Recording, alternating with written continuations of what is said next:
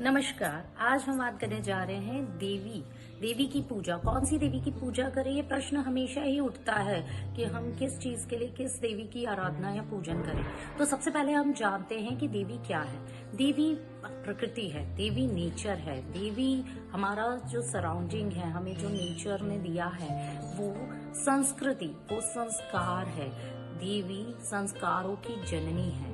ठीक है, तो जो प्रकृति है वो ही हमारी संस्कृति दिखाती है और वही हमारे उसी से संस्कार नजर आते हैं। ये हमारे अंदर है। तो ये जो नेचर है वो हमारे अंदर है, हमारे बाहर है। यही है देवी। अब देवी कौन सी है? क्योंकि हम सोसाइटी में रहते हैं, लोगों के बीच रहते हैं, समूह में रहते हैं, तो हमारी भौतिक और हमारी बेसिक रोजमर्रा की जरूरतें होती है। खाना, घर, पैसे और कपड़े, आपका वाहन, गाड़ी, ये सब की जरूरत हमें अक्सर पड़ती रहती है। तो इन चीजों की जो पूर्ति करती है नेचर, प्रकृति, इन चीजों की जो पूर्ति करती है वह देवी महालक्ष्मी कहलाती है। महालक्ष्मी को लेकर मैं आपको एक छोटी सी कहानी सुनाती हूँ। एक बार महालक्ष्मी के बारे में तो हमने सबने सुना हुआ है, उनकी बहनें भी हैं अलक्ष्मी।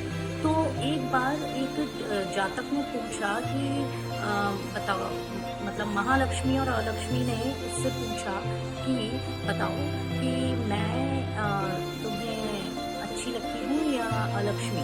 अब वो बहुत ही इंटेलिजेंट था, उसने कहा कि अगर मैं महालक्ष्मी को कुछ कह दूंगा तो ये चली जाएंगी, और अगर मैंने अलक्ष्मी को कुछ कह दिया तो वो बैठ जाएंगी। उसने बड़ा सोच के जवाब दिया कि महालक्ष्मी मुझे आती हुई अच्छी लगती है और अलक्ष्मी मुझे जाती हुई अच्छी लगती है, और इस तरह जब ये इन दोनों का सौंदर्य मुझे प्राप्त होता है तो मैं हमेशा ही भाग्यशाली महसूस करता हूँ। ये प्रश्न का उत्तर सुनकर महालक्ष्मी प्रसन्न हो गई। तो इसी तरह हमें हमारे जीवन में भी ना लक्ष्मी जी को प्रसन्न करते रहना चाहिए, और अलक्ष्मी को हमेशा, अलक्ष्मी क्या है, क्लेश, दुख, झगड़ा, इसे हमेशा बाहर की तरफ भेजते रहना चाहिए। महालक्ष्मी या अलक्ष्मी जो देवी हैं वो दोनों बहनें हमेशा साथ में ही रहती हैं। तो आपको देखिए, पैसा होता है तो भी तमाशा आता है और पैसा नहीं होता तो भी तमाशा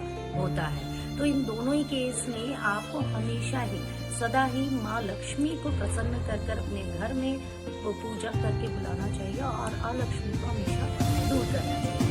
दूसरी प्रकृति देवी, क्योंकि हम समाज में रहते हैं तो हमें ये जो अपनी रोजमर्रा की जरूरतें पूरी करनी है, हमको ज्ञान की आवश्यकता होती है, किसी कला की, नॉलेज और स्किल की आवश्यकता होती है ताकि हम अपनी जरूरतों को पूरा कर सकें। तो ज्ञान और नॉलेज जो नेचर हमें देता है वो देवी है माँ सरस्वती। अब माँ सरस्वती की हमें ज्ञान देती हैं जिससे कि हम काम कर पाते हैं, बिजनेस कर पाते हैं, नौकरी कर पाते हैं, पढ़ लिख पाते हैं और अपने जीवन को और अपने आसपास के लोगों को सुचारू रूप से उनका जीवन चला पाते हैं। तो कहीं कहीं माँ लक्ष्मी से भी माँ सरस्वती आती है, और माँ सरस्वती ज्ञान की कृपा से माँ लक्ष्मी की आती है। तो ये दोनों देवियाँ फिर एक दूसरे के साथ जुड़ी हुई, हमेशा साथ में ही रहती है। इन दोनों की आराधना हमें करना चाहिए। अब मैं आपको माँ सरस्वती को लेकर एक छोटी सी कथा सुनाती हूँ। माँ सरस्वती को अपना वाहन चुनना था, उन्होंने हंस को चुनना चाहा तो कौवा भी वहीं आके बोला कि मुझे क्यों नहीं। तो माँ सरस्वती ने कहा कि तुम काऊ क्वेश्चन करते रहते हो, हमेशा क्यों क्यों क्यों पूछते रहते हो, इसलिए मुझे और वही हंस जो है वो हमेशा आंसर ढूंढता रहता है। उसकी ये इंटेलेक्चुअल प्रॉपर्टी है, क्योंकि वो दूध और पानी में से दूध को और पानी को अलग कर देता है, तो वो हर प्रॉब्लम में से सॉल्यूशन निकाल लेता है। ये उसका अंतर से एक ज्ञान है जिसके कारण वो ये कर लेता है। ये उसकी एक इंटेलेक्चुअल प्रॉपर्टी है। इसलिए मुझे हंस अपना वाहन चाहिए, क्योंकि ये जीवन में आंसर ढूंढने की कोशिश करता है, उत्तर ढूंढने की, हर परेशानी के उत्तर ढूंढने की कोशिश करता है। तो हमें महा सरस्वती की पूजा क्यों करनी चाहिए? क्योंकि हमें जीवन में स्किल्ड होना है, हमें हर परेशानी का हल ढूंढना है, जिससे कि कि हम अपने जीवन को अच्छे से चला सके। अब कि क्योंकि हम यहाँ समाज में, दुनिया में रह रहे हैं, हमें हमेशा ना प्रोटेक्शन की, सुरक्षा की जरूरत होती है, हमें इनसिक्योरिटी होती है, हमें डर रहता है, हमें लगता है कि कोई हम पर वार ना कर दे, हथियार हम पर, हमारे शत्रु ना हो बहुत सारे छुपे हुए। तो जहाँ आपके पास कुछ होता है वहाँ आपके अंदर डर भी पैदा होता है। तो इस डर से हमें जो प्रकृति देवी बचाती हैं वो देवी है माँ दुर्गा। दुर्गा, दुर्गा का अर्थ है दुर्ग, शब्द दुर्गा, दुर्ग मतलब गेट, जो गेट पे हमारा प्रोटेक्शन करती है, जो हमारी रक्षा करती है, जो हमारे, आपने देखा होगा कि दुर्गा देवी के हाथ में बड़े सारे अस्त्र शस्त्र हैं। वो वेपन्स नहीं, वो इंस्ट्रूमेंट है। इंस्ट्रूमेंट मतलब उनके काम में लेने वाली चीजें, ठीक है। वो हमारी क्योंकि रक्षा का काम करती है, प्रोटेक्शन का काम करती है, इसलिए उनके इतने हाथ हैं और उन्होंने अपने औजार रख रखे हैं जिनसे कि वो हमारी शत्रुओं से रक्षा करती है, भयों से रक्षा करती है, किसी भी तरह के कष्ट और संकट को हमारे पास आने से रोकती है। तो इसलिए हम इन देवी की पूजा करते हैं। मैं आपको दुर्गा देवी को लेकर सप्तशती में से एक कथा सुनाती हूँ। देखिए, अगर स्वर्ग में सुख होता तो देवता भी माँ की पूजा, प्रकृति की पूजा नहीं करते। ये बात आपको इस कथा से समझ आएगी कि देवता भी देवी से प्रार्थना करते हैं कि सर्व मंगल मांगल्ये शिवे सर्वार्थ साधिके शरण्ये त्र्यंबके गौरी नारायणी नमस्ते। ये प्रार्थना देवता माँ से करते हैं, देवी से करते हैं। क्यों? एक बार महिषासुर नाम का एक राक्षस था जिससे कि पूरी पृथ्वी संतप्त हो चुकी थी, सब परेशान हो चुके थे। तो इंद्र सहित सारे देवता ब्रह्मा जी के पास गए और बोले कि भाई महिषासुर को तो हम जीते नहीं पा रहे हैं और इसने इंद्रलोक भी छीन लिया। ब्रह्मा जी शिव के पास गए और शिव की सहमति से विष्णु जी के पास पहुंचे और सभी ने वहां जाकर विष्णु जी को सारी यथावत स्थिति बता दी। तो विष्णु जी उसी समय ना सभी देवताओं के शरीर से एक तेज पुंज निकला और वो इकट्ठा होकर एक स्त्री के रूप में परिणत हुआ।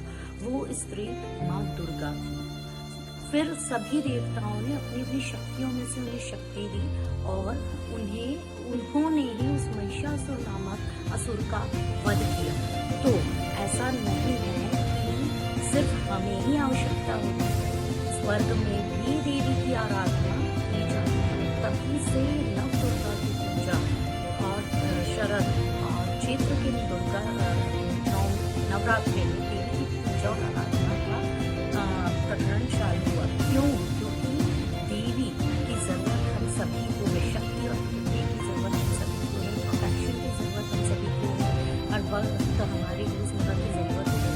पूर्ति के लिए देवी की आवश्यकता है और ज्ञान की, क्योंकि ज्ञान सिर्फ स्किल और सीखने के लिए नहीं है, ज्ञान मोक्ष को, हमारा ये मनुष्य जीवन इसलिए हम चलते हैं और कहाँ हम चलते हैं, वापस आने में मोह, जिसकी मोह में हम पड़े हैं, उस मोह को दूर करने के लिए हमें ज्ञान की आवश्यकता है। इसलिए हमें उस परम शक्ति की पूजा हमेशा करनी चाहिए। ये इन्हीं देवी की, तीन प्रकृति देवी की कई सारी विभूतियाँ हैं, कई सारे रूप हैं जिनकी हम पूजा करते हैं, कुल देवी के रूप में या 10 महाविद्याओं के रूप में या 16 मातृकाओं के रूप में। इन्हीं दुर्गा देवी के 9 रूपों की पूजा नवरात्रि में की जाती है। कैसे पूजा करनी है, क्या उन्हें भोग लगाना है, क्या उनका मंत्र है, क्या उन्हें प्रिय है और किन चीजों से आप उन्हें प्रसन्न कर सकते हैं और अपने कष्ट, जैसे भी आपके कष्ट हो उसके अनुसार आप उनकी पूजा उन मंत्रों से कर अपने कष्टों का निवारण कर सकते हैं। देखिए, एक बात आप और हम सभी जानते हैं कि पुत्र को पुत्र हो सकता है पर माता को माता नहीं होती। तो हम चाहे कितना भी बुरा काम करें या बुरी बात कर दें, पर माँ कितना भी गलत बोल दे, पर माँ फिर भी एक बार विनम्रता से प्रणाम करने पर या क्षमा याचना करने पे प्रसन्न हो जाती है। तो अब मैं आगे आपको और भी चीजें बताती रहूंगी। तब तक के लिए धन्यवाद।